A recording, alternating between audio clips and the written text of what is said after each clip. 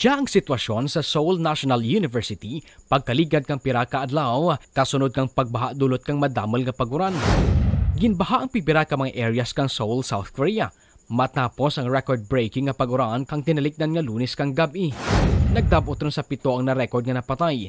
Samtang 6 pa ang missing kag padayon ginasagap matapos matrap sa mga kabalayan kag ginanod kang mabaskag nga baha. Suno sa Department of Foreign Affairs o DFA, pagatutukan ng daang sitwasyon ka mga Pilipino nga nakabase sa nasambit nga pungsod.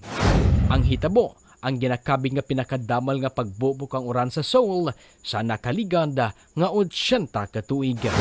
Para sa The Public Record, Mark Anjo de la Gracia, The Kinaraya Chronicle.